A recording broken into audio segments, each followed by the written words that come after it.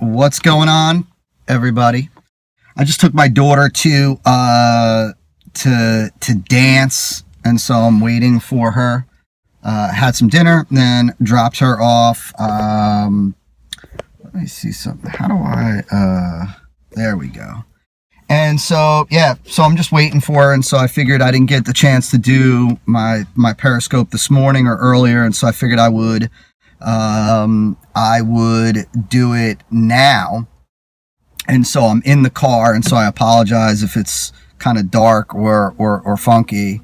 It's a little BMW that I got. I used to have and I'm not much of a car person, but I used to have a black Camaro, and it was manual, and it was a stick, and my wife couldn't drive it, and she was like, hey, I want to be able to drive your car. And so, but more importantly, why I decided to throw on the Periscope was because I want to talk to you about what I believe is the deciding factor of how fast you are able to grow your business. And the believe it or not, the thing that really determines how fast and big you can grow a direct response business is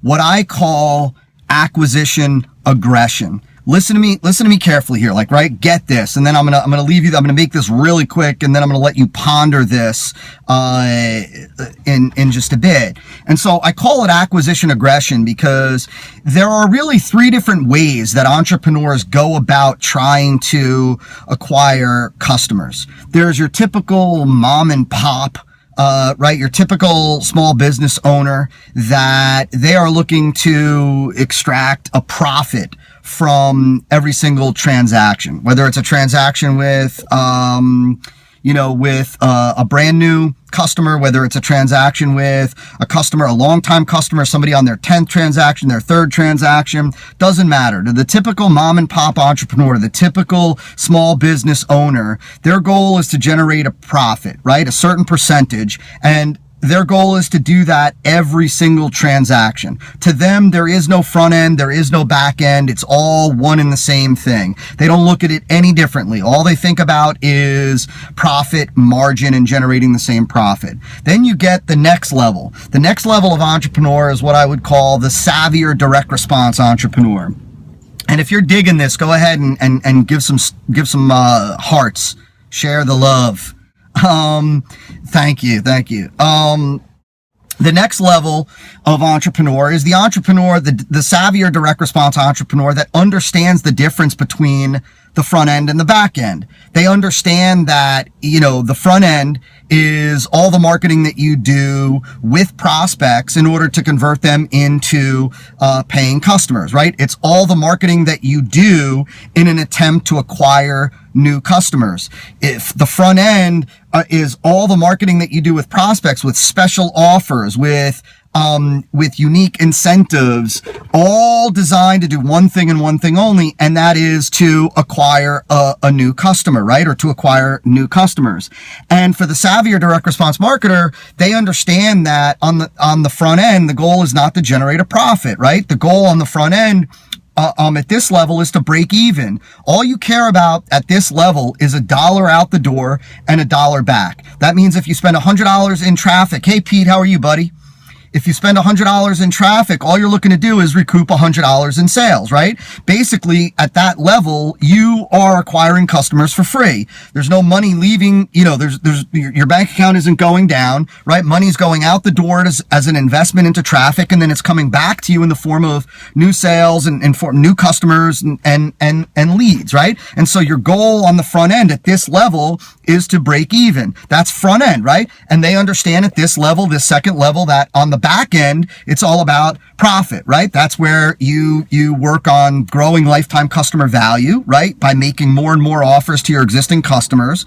And that's where the profit is in the business. That's the second level, right? So you've got the typical mom and pop, the typical small business owner, the typical small business owner who looks for a profit in every single transaction. There is no front, there is no back. They don't differentiate between new customer, old customer, long-time customer, brand new customer, no difference. Then you've got the savvier entrepreneur, the savvier direct response marketer who gets the fact that there is a front end, there is a back end. Front end is all about maximum customer acquisition at break even. Back end is all about growing lifetime customer value and generating profit. Then you've got the third level. And the third level is where the most amount of growth occurs. This is where you see maximum acquisition aggression. These are the entrepreneurs and the direct response marketers that are able to grow the fastest, and they're able to grow big in a very short period of time. And they're able to grow fast and they're able to grow big because of their willingness to be aggressive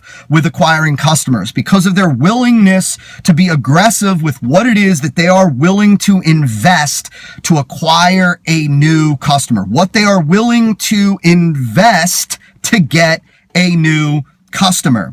And so the reality is that, and you've probably heard this said before, that all else being equal, right, the marketer that's willing to invest the most to acquire a new customer wins. At the end of the day, there is a certain, right, there's like, at the end of the day, your competitors might only be able to invest or might only be willing to invest $20 to acquire a customer, right? Because at $20, that's what a customer is worth to them, a brand new customer. And at $20, if they spend $20, they make back 20, they break even, they're no less, they're no more, they're acquiring customers for free, and they're excited, right? But if you were willing to be more aggressive in terms of acquisition, more aggressive in terms of what you're willing to spend, what you're willing to invest, what you're willing to fork out to acquire a new